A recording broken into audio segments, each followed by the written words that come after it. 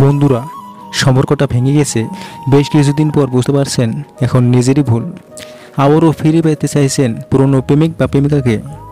মনে হচ্ছে যেন সব কিছু হারিয়ে ফেলেছেন, কিন্তু বুঝে উঠতে পারতেছেন না আসলে কিভাবে মনকে নরম করবেন।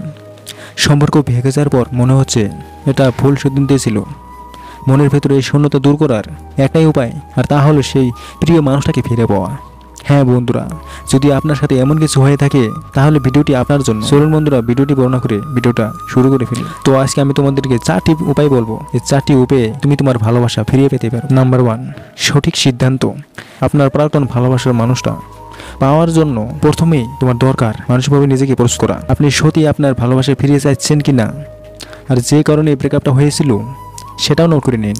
এমন এমন ক্ষেত্র আছে যেখানে আপনি চাইলেও প্রাক্তন ভালোবাসা নাও ফিরে পেতে পারেন। আপনাকে সিদ্ধান্ত ও ভালোভাবে মানসিক প্রস্তুতি নিতে হবে। দ্য সেকেন্ড পয়েন্ট, যোগাযোগ করা। আপনি যদি মানসিকভাবে প্রস্তুতি নিয়েই থাকেন এবং যদি সিদ্ধান্ত নেওয়া শেষ হয়, এরপর আপনাকে যোগাযোগ করতে হবে। যোগাযোগের বিষয়টা একটু ভিন্ন। দেখা যায় আপনার সাথে প্রথম যোগাযোগ করতে চাইবেন না। আপনি বারবার তাকে কল বা SMS দিয়ে তাকে চিঠি পাঠিয়ে দিয়ে রাখুন। তার বন্ধু বান্ধবীদের কাছে বলতে পারেন আপনার কাছে কিছু গুরুত্বপূর্ণ কথা ছিল।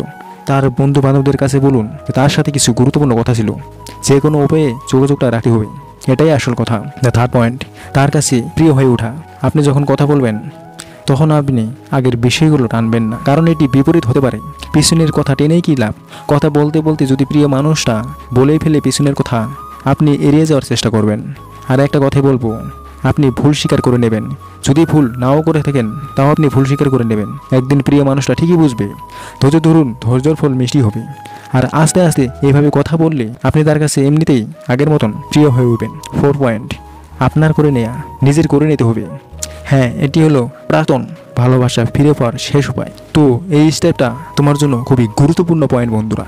তো তাকে প্রতিদিন সময় দিন, বা কোনো জন্মদিন বা বিশেষ কোনো দিনে যখন আপনি অনুভব করতে শুরু করবেন যে আপনার মাঝে একটু গুরুত্ব কমিয়ে গিয়েছে এবং আপনার প্রাক্তন প্রেমিক বা প্রেমিকার সাথে আবার সহজ আচরণ শুরু করেছে, তখন সাহস করে বলি ফেলেন আবার সম্পর্ক জোড়া দেওয়ার কথা।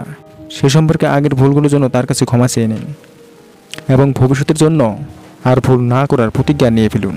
মানুষ কখনো খারাপ থাকে না, সময়ের সাথে সাথে সঙ্গত সে খারাপ হয়ে যায়। ঠিক তেমনি ভালো মানুষের ছোঁয়ায় ভালো মানুষে পরিণত হয়। আপনার মতো করে আবার তাকে গড়ে তুলুন, তার মতামতকে গুরুত্ব দিন। বন্ধুরা, ভিডিওটা বুঝতে কনফিউশন লাগলে ভিডিওটা আবার দেখুন। কথা বলতে বলতে একেবারে শেষ পর্যায়ে চলে এসেছি। বন্ধুরা, ভিডিওটা হেল্পফুল মনে হলে আপনার ফ্যামিলি বা বন্ধু বান্ধবদের কাছে শেয়ার করতে বলবেন না। তো ভিডিওটা এখানে শেষ করছি। তো অনেক প্রচুর ভালোবাসা রইল পায়।